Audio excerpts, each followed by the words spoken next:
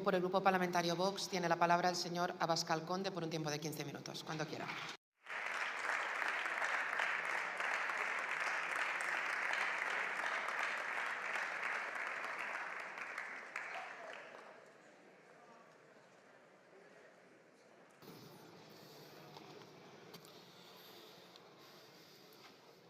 Muchas gracias.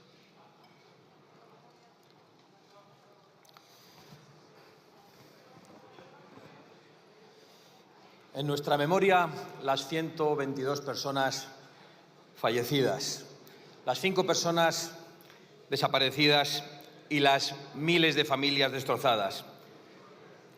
Se han perdido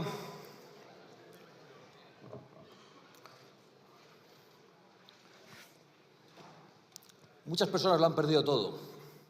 Decenas de miles de damnificados que han perdido su casa, sus negocios, sus vehículos. Y todos ellos abandonados durante días y días por un Estado autonómico fallido, presidido por Pedro Sánchez. No se invirtió para evitar la catástrofe. Incluso se desecharon las obras previstas que la habrían evitado por razones ideológicas. No fueron alertados a tiempo de la tragedia, que se alejaran de los cauces. Si la riada se llevó los pueblos y la gente no estaba segura ni en sus domicilios. Y no fueron alertados a tiempo por incompetencia. No fueron ayudados durante días y días por cálculo político, es decir, por maldad.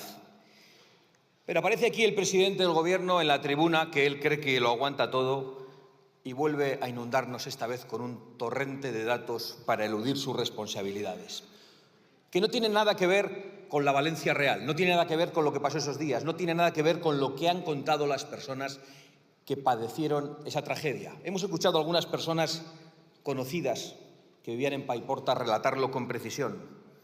Se quedaron solos, anegados, sin luz, sin agua. Llegó la noche, no pudieron dormir, amanecieron con el miedo, pero pensando que alguien iba a llegar, y allí no había nadie. Se quedaron solos a merced de los saqueos, en la oscuridad, sin agua. Y volvió a anochecer y volvió a amanecer, y como han relatado, allí no había nadie. Allí no apareció nadie, ni un bombero, ni un policía, ni un militar, durante días y días y días que se hicieron eternos, y en algunos casos, en algunos pueblos y en algunos barrios, durante muchísimos días, como han podido relatar los voluntarios que llegaron allí, y no había llegado ninguna ayuda institucional. Y aún se atreve a decir que los españoles deberían salir a los balcones a aplaudir al Estado a las 8 de la tarde. Es decir, aplaudirle a él. Si necesita aplausos, que los pida. Pero que los pida en Paiporta, en Benetúser, en Alfafar, en Massanassa, en Catarroja, en Sedaví, en Torrent, en Chiva, en Aldaya, en Algemesí, en Utiel y en tantos otros pueblos. Que pida aplausos para su crimen. O que se vaya otra vez a la India, que allí le aplauden porque no le conocen. Y de paso, que se quede allí. Señorías, Pedro Sánchez no dirige un gobierno. Pedro Sánchez dirige una macrorred de corrupción. Una macrorred de corrupción política, económica y moral. Y desde hace tiempo hace uso de todas las instituciones del Estado, sin ningún tipo de límite, para eludir la acción de la justicia. En eso está verdaderamente ocupado. Pero esto ya lo sabíamos. Lo que no sabíamos era el grado de crueldad y de sadismo del que era capaz. Y solo los tiranos muy crueles y muy sádicos son capaces de perseguir con policías y fiscales a sus propias víctimas, a gente que lo ha perdido todo, a gente abandonada en el barro y en la oscuridad durante días, a gente que ha estado rescatando a sus vecinos, a veces ya cadáveres, a gente que se comportó de manera heroica. A esa gente, solo porque no soportaron la chulería de Sánchez al pasearse por allí, les han mandado detener y perseguir como a criminales. Pero por Dios, si la primera orden personalísima de envío de policías que dio Pedro Sánchez fue para enviar policías a detener a la gente. ¿Qué crueldad es necesaria para eso? ¿Cómo es posible llegar a ese extremo? Pues es posible porque Pedro Sánchez está profundamente enamorado. Como él decía, pero está profundamente enamorado de sí mismo. enamorado de su persona, hasta límites enfermizos que se atreve a exigir aplausos a sus propias víctimas. Y sin duda esa pasión le da una fuerza considerable para resistir. Pero créanme, ese amor desmedido por uno mismo solo lleva al desengaño y, en última instancia, a lo único a lo que él teme, el ridículo. Desde luego, yo puedo anunciar que cuando dependa de Vox, todas las víctimas de Sánchez, que ahora son perseguidas y detenidas, serán resarcidas e indultadas si es necesario. Porque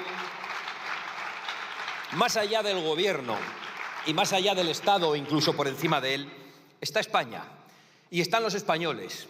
Y primero de todo los españoles que más sufren. Y los españoles que más sufren están en Valencia. Y esos españoles que arrojaron barro, en realidad solo le estaban devolviendo el lodo en el que lleva años sumergiendo a esta nación. El lodo Pedro Sánchez, el lodo asesino de Valencia. Es su propio lodo. Y voy a explicar por qué.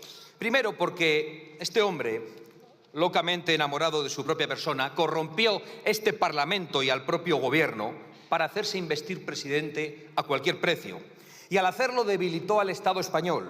Y al hacerlo dejó al Estado a merced de todos sus enemigos, de los que pretenden resquebrajarlo y dinamitarlo. Y lo dejó también en manos de fanáticos extremistas de todo tipo.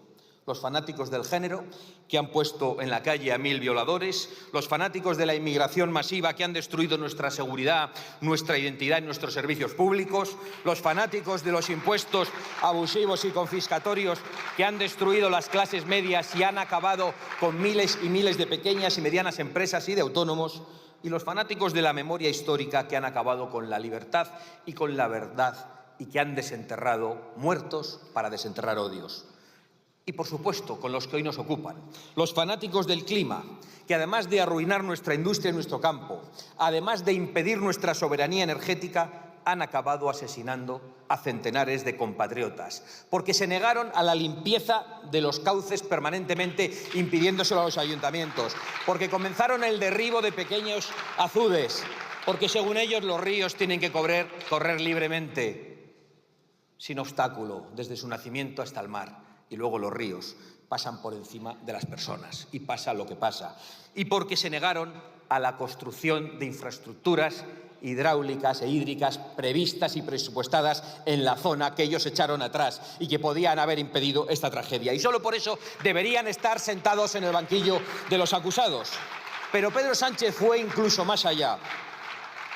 Hace ya meses que el pozo de corrupción económica de su gobierno y de su familia se desborda. Su mujer, su hermano, sus íntimos colaboradores, su gobierno, su partido, su comisionista de confianza. Y cuando las riadas de los fanáticos ecologistas arrasaron parte de Valencia y de Albacete, Sánchez aún tuvo la miseria moral de utilizarlo para taparse. Y por eso es su lodo, porque Pedro Sánchez hizo un cálculo político. Un cálculo político para, en vez de declarar la emergencia nacional a la que estaba obligado, porque él sabía, y lo ha relatado hoy con precisión, la magnitud y la gravedad de la situación, y para hacer lo que le exigíamos, trató de aprovechar la tragedia que él mismo y sus políticas climáticas han acabado desencadenando. Y lo ha hecho creando un caos de competencias, de burocracias, de excusas y de bulos. Y lo ha hecho por cálculo político para tratar de dañar al adversario político, porque en Valencia no gobierna la Rosa Nostra. De Castilla-La Mancha no ha dicho nada. Ya le había salido bien esta estrategia durante la pandemia y ha tratado de repetirla. Y mientras los valencianos sufrían el abandono y los saqueos, un día y otro día y otro día, y allí no llegaba nadie, por mucho que usted suba a la tribuna para mentir. Ni un policía, ni un bombero, ni un militar. Todos hemos visto cuál fue el primer representante institucional en llegar a algunos puntos de Alfafar. Un representante institucional extranjero que ejerció como voluntario, un bombero francés. Todos hemos visto el debate en la Asamblea Nacional Francesa, donde asombrados dicen que España ha rechazado la ayuda internacional que se le había ofrecido. Todos hemos escuchado al presidente de El Salvador, Nayib Bukele, sorprendido y asombrado de que España rechazase profesionales para ayudar.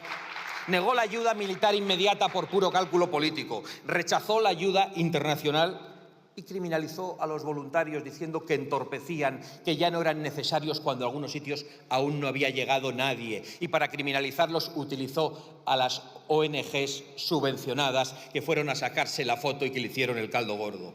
Y mientras Sánchez volvía de la India, donde coincidió con Delcy Rodríguez y donde sí le aplaudían porque no le conocen como en Paiporta, volvía a irse a la cumbre de no se sabe dónde, pero sí sabemos con quién, con los fanáticos del clima. Y mientras solo los valencianos y los españoles, solidarios, voluntarios, corrieron en ayuda de sus compatriotas anegados en el lodo de Sánchez. Y por eso los españoles nunca olvidaremos que la única orden que Pedro Sánchez ha dado a las fuerzas de seguridad de una manera personalísima ha sido la de enviar un equipo de élite de la Guardia Civil para detener a las víctimas que se atrevieron a protestar ante su persona, para detener a los desesperados que lo habían perdido todo. Esas son las razones que le hacen culpable del lodo.